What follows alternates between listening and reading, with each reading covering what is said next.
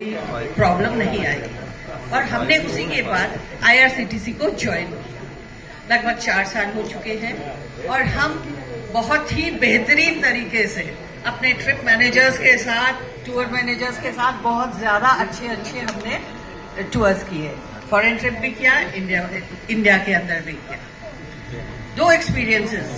पहला जो कि हमारा अभी हम लोग यूरोप गए थे, बहुत ही शॉर्ट में यूरोप गए थे। ठीक उस टाइम पे कुछ प्रॉब्लम्स आ गई थी फ्लाइट्स की, तो हम लोगों की फ्लाइट मिलान से थी और मिलान से जो फ्लाइट हमारी चलनी थी वो कैंसिल हो गई। हम लोग सब बहुत डर गए और बहुत डिस्टर्ब हो चुके थे।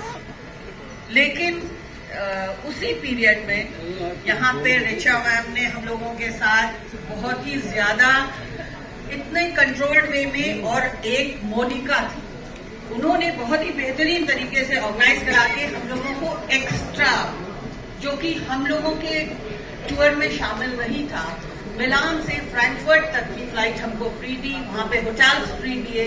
उन्होंने बहुत अच्छा इंतजाम किया और हम लोगों को फ्रैंकफर्ट से दिल्ली की फ्लाइट, उसके बाद लखनऊ आना था तो दिल्ली की फ्लाइट मिस हो गई।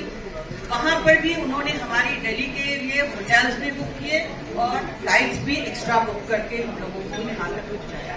It was a beautiful, very very beautiful and very concerning act from the company, this IRCTC.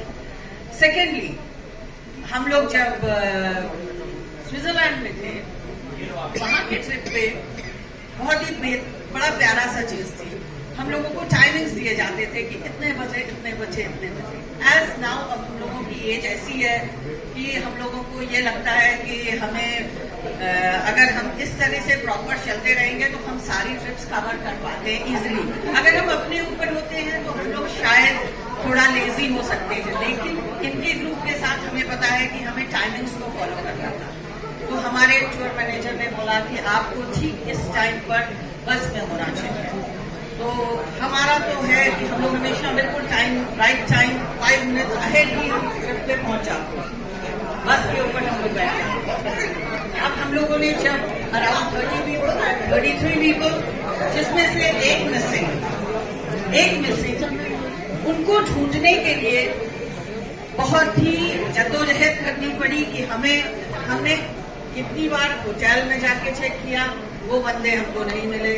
फिर हम लोगों ने रूम्स में चेक किया, हमको नहीं मिले। बाहर ढूंढा, नहीं मिले।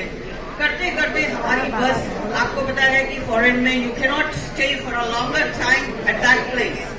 किसी एक पॉइंट के ऊपर आपकी व्हीकल ज्यादा देर खड़ी नहीं कर सकते। तो हमारा जो टूर मैनेजर थे वो भी, प्लस जो हमारे वहाँ के वो थे बस जो कोच थे, उन्होंने हमारे साथ कम से कम 3 राउंड्स करे, जो कि उसको ढूंढने में, उन सज्जन को ढूंढने में लगे। बहुत देर तक हम लोग इतने घबरा गए कि वो हमारे अपनी ऐसी जगह में वो मिस कर गए।